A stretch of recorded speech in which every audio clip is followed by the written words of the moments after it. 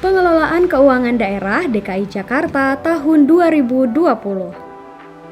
Pengelolaan keuangan daerah tahun 2020 mengacu pada Peraturan Menteri Dalam Negeri Nomor 13 Tahun 2006 tentang Pedoman Pengelolaan Keuangan Daerah, sebagaimana telah diubah beberapa kali terakhir dengan Peraturan Menteri Dalam Negeri Nomor 21 Tahun 2011. Pertama-tama, mari kita ketahui tentang sumber pendapatan daerah. Sumber pendapatan daerah terbagi menjadi 3, yaitu pendapatan asli daerah, dana perimbangan, dan pendapatan daerah lainnya yang sah. Selanjutnya, ayo kita ketahui tentang rutinitas belanja daerah. Belanja daerah terbagi menjadi 2, yaitu belanja langsung dan belanja tidak langsung. Sekarang, mari memahami proses penyusunan anggaran daerah DKI Jakarta.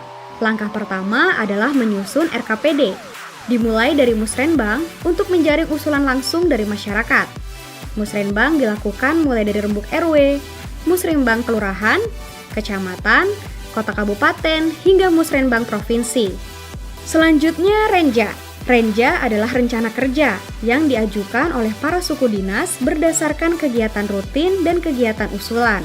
Untuk tahapannya terdapat beberapa proses, mulai dari input Renja, supervisi Renja, hingga finalisasi Renja.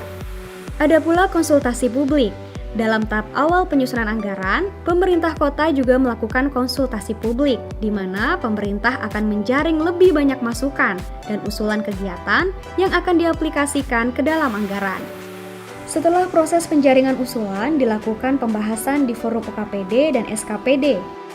Maka tahap selanjutnya adalah finalisasi RKPD dengan tahapan sebagai berikut.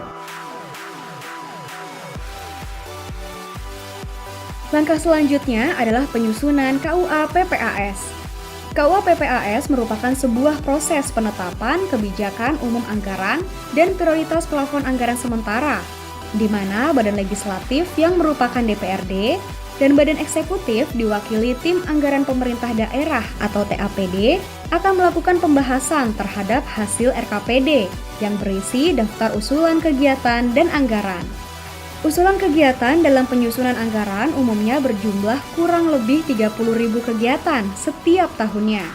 Setelah pembahasan selesai, hasilnya akan berupa kesepakatan dokumen KUA PPAS.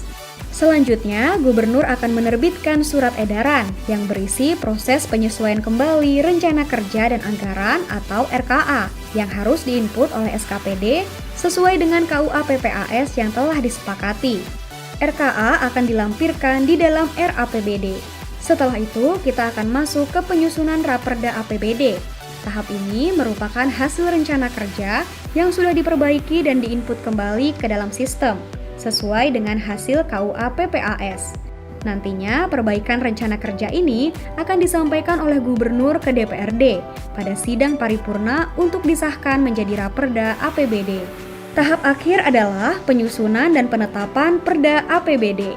Untuk mencapai ketetapan Perda APBD, ada 2 tahapan yang harus dilewati, yaitu evaluasi Kemendagri, di mana Raperda APBD dikirim ke Kemendagri untuk dievaluasi. Setelah itu, hasil evaluasinya akan dikirim kembali ke DPRD untuk diperbaiki. Setelah DPRD memperbaiki evaluasi Kemendagri, DPRD akan melakukan penetapan Perda APBD, dan Gubernur akan menerbitkan Perda APBD tersebut untuk dijalankan.